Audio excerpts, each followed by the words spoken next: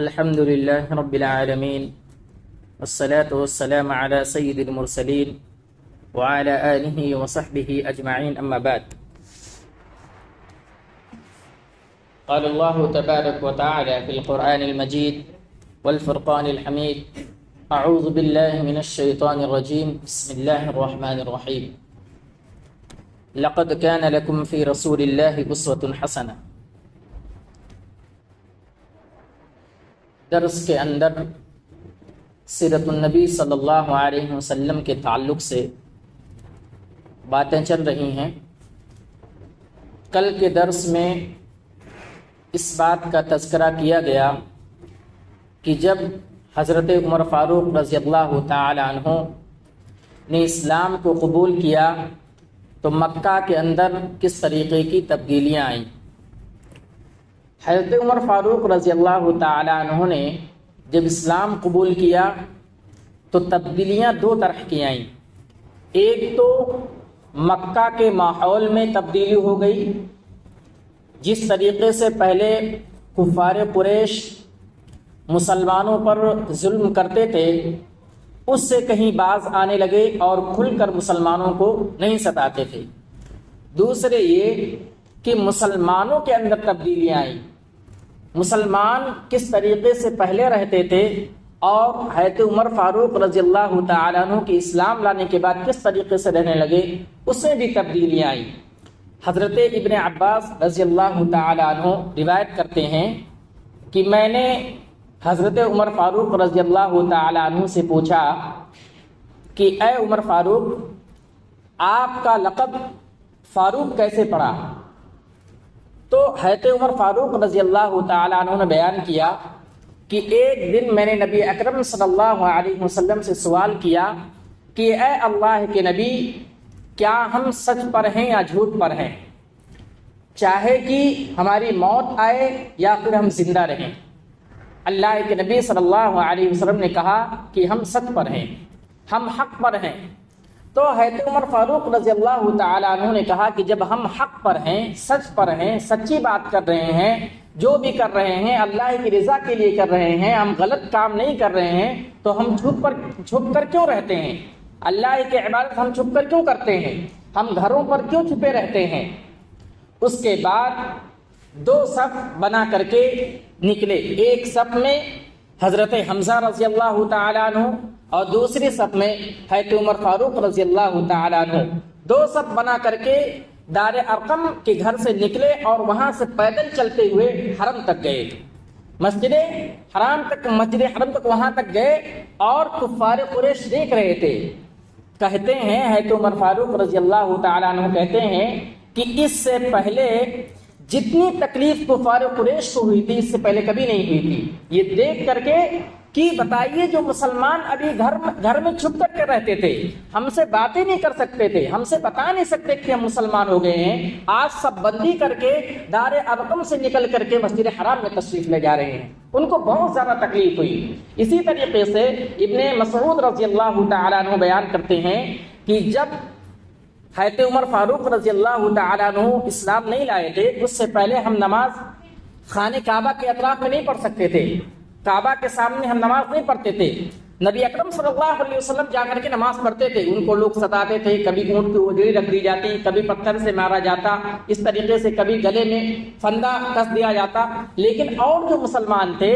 ان کی جرات نہیں ہوتی تھی، وہ ڈرتے تھے کہ کعبہ کے سامنے کیسے نماز پڑھیں، لوگ ستاتے تھے۔ لیکن جب حضرت عمر فاروق رضی اللہ تعالی عنہ اسلام قبول کیے تو مسلمان کھل کر کے جا کر کے کعبہ کے سامنے نماز پڑھنے لگے۔ اسی طریقے سے حضرت صہیب بن سنان رومی رضی اللہ تعالی عنہ بیان کرتے ہیں کہ جب حضرت عمر فاروق رضی اللہ تعالی عنہ اسلام لے کر کے آئے تو اسلام جو تھا وہ پردے میں تھا،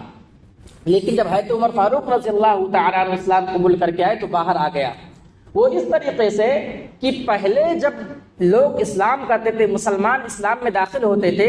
تو چار لوگ بیٹھ کر کے دین کی باتیں نہیں کر سکتے تھے۔ چار لوگ اگر اکٹھا ہوتے کفار قریش ان کو ماننے لگتے، ان کے اوپر ظلم کرنے لگتے۔ لیکن جب حضرت عمر فاروق رضی اللہ تعالی عنہ اسلام قبول کر کے آئے تو چار لوگ کیا کعبے کے طواف میں بیت اللہ کا طواف بھی کرتے تھے اسی طریقے سے بیت اللہ کے سامنے بیٹھ کر کے دین اسلام کی باتیں کرتے تھے اور اسی طریقے سے کھلے طور پر لوگوں کو اسلام کی دعوت دیتے تھے، بتلاتے تھے صحیح کیا ہے، غلط کیا ہے، اللہ کا قرآن کیا کہتا ہے، نبی اکرم صلی اللہ علیہ وسلم کیا فرماتے ہیں، نماز کس طریقے سے پڑھی جائے۔ یہ جو ہے تبدیلیاں مسلمان کھل کر کے لوگوں کو سمجھانے لگے،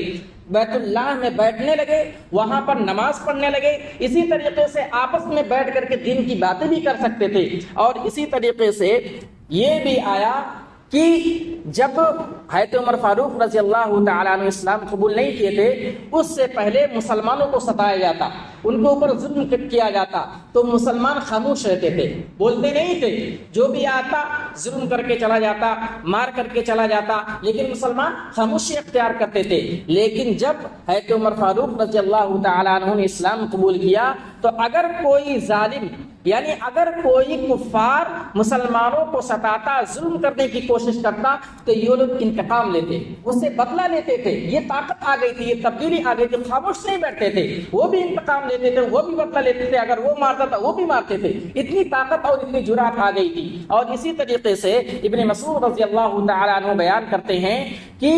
جب حضرت عمر فاروق رضی اللہ تعالیٰ عنہ نے اسلام قبول کیا، اس کے بعد سے لے کر کے ہمیشہ مسلمان طاقت میں رہے، عزت کے ساتھ اپنی زندگی گزارنے لگے، کسی سے ڈرتے نہیں تھے، اپنی باتوں کو لوگوں کے سامنے اعلانیہ طور پر کہتے تھے، اسلام کی باتوں کو، دین کی باتوں کو لوگوں کے سامنے رکھتے تھے، کھل کر کے بتلاتے تھے یہ صحیح ہے، یہ غلط ہے، اس طریقے سے اپنی زندگی گزاریے۔ تو جو ہے یہ ساری تبدیلیاں آئیں۔ یہاں پر ایک بات یہ ہے کہ جہاں کہیں اگر حکمت سے کام نہ لیا جائے، حکمت سے کام نہ بنتا ہو، اخلاق سے، زبان سے اگر کوئی آدمی سمجھاتا نہیں سمجھ رہا ہے تو سامنے والا اگر طاقتور ہے تو اتنا طاقت دکھانا چاہیے کہ سامنے والا بات سمجھ جائے، لیکن طاقت کی انتہا اتنی زیادہ بھی نہ ہو جائے کہ وہ ظلم تک پہنچ جائے، اتنا نہیں۔ اگر کوئی آدمی ظلم کر رہا ہے آپ کے اوپر تو اگر آپ کے پاس طاقت ہے تو آپ طاقت دکھائیے ظلم کی دفاع کے لیے، اتنا نہیں کہ آپ خود ظالم بن جائیں۔ اگر آپ کے اوپر کوئی ظلم کر رہا ہے آپ بھی طاقت دکھائیے، دفاع کیجیے کہ اگر وہ سامنے والا ایک مار رہا ہے آپ بھی ایک مار دیجیے۔ یہ جو ہے حضرت عمر فاروق رضی اللہ تعالی عنہ کی اسلام لانے کے بعد یہ تبدیلیاں مسلمانوں کے اندر، مسلمان خاموش بیٹھتے تھے، لیکن اگر کوئی اس کے بعد جب اسلام لے کر کے اگر کوئی ان کو ایک مارتا وہ بھی جواب دیتے تھے، اگر کوئی ستانے کی کوشش کرتا یہ بھی اٹھ کھڑے ہوتے تھے۔ یہ جو ہے تبدیلیاں آئیں تو نبی اکرم صلی اللہ علیہ وسلم اور اس طریقے سے حضرت عمر فاروق رضی اللہ تعالی عنہ نے یہ حکمت بیان کی ہے کہ اگر سامنے والا ظلم کر رہا ہے تو آپ بھی خاموش مت بیٹھیے، دفاع کے لیے سامنے والا ایک مار رہا ہے آپ بھی دفاع کے لیے آپ بھی اپنی طاقت دکھائیے کہ ہم بھی اتنا کر سکتے ہیں۔ آج کا ماحول بھی اسی طریقے سے ہے، ایک مسلمان جو ہے اپنے دین اسلام کو کھلے طور سے نہیں سمجھا سکتا، کسی کو اگر سمجھانا جائے وہ سامنے والا بیوقوف کہتا ہے، کیا کہہ رہے ہو؟ وہی دور تھا جب حضرت عمر فاروق رضی اللہ تعالیٰ عنہ اسلام قبول نہیں کیا تھا، اس سے پہلے وہی دور تھا، لوگوں کو معلوم تھا ہم حق پر ہیں لیکن اپنی بات نہیں بیان کر سکتے تھے۔ لیکن جب حضرت عمر فاروق رضی اللہ تعالیٰ عنہ نے اسلام قبول کیا، مکہ کے لوگ